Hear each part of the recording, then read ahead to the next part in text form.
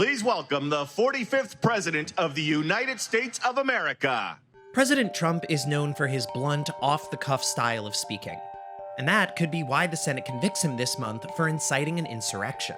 Legally, whether or not he actively engaged in a rebellion against the authority of the United States. According to the House's article of impeachment, Trump made statements that encouraged and foreseeably resulted in lawless action at the Capitol. But how can making a few statements incite a rebellion? One component of inciting someone to violence or inciting someone to action is presenting them or creating a shared understanding of the world. In order to march to the Capitol, break windows, tear down the American flag, and replace that flag with the flag of someone we feel more devoted to.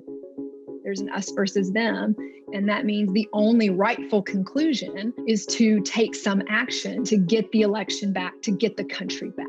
That idea comes up in the two quotes included in the article of impeachment. We fight like hell, and if you don't fight like hell, you're not going to have a country anymore.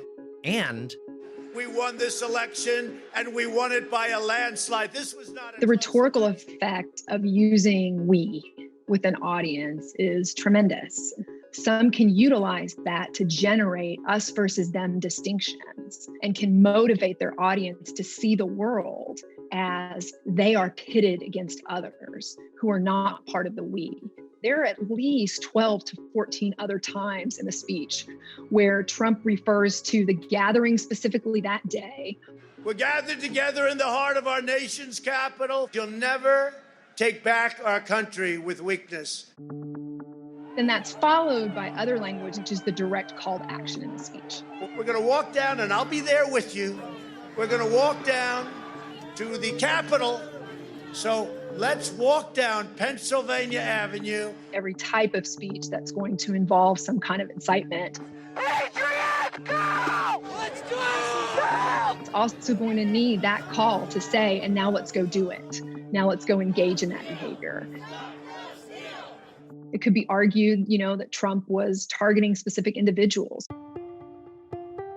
And Mike Pence, I hope you're going to stand up for the good of our Constitution. Not only is he asking his audience to observe those individuals, he's asking the audience to ensure that those individuals take what he is deeming as the right action. He targets Mitt Romney specifically by name. Romney, he got slaughtered.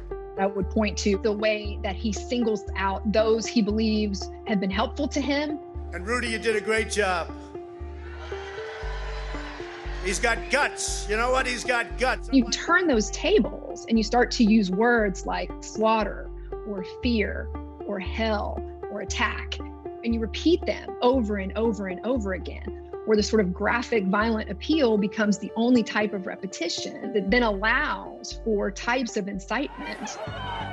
It is also true that Donald Trump on January 6th, in bringing to culmination a series of particular types of symbols, particular types of language, that do a lot of what I would call creating a culture of kind of weaponized communication that's aimed at particular opponents, particularly in this case, the system of democratic elections in the United States.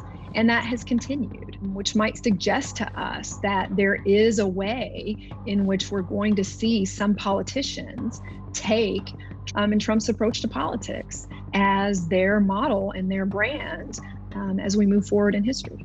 What does it say to the nearly half the country that believes this election was rigged? We do need an investigation into irregularities. Will we allow the media that is just as guilty as QAnon of presenting truth and lies to divide us?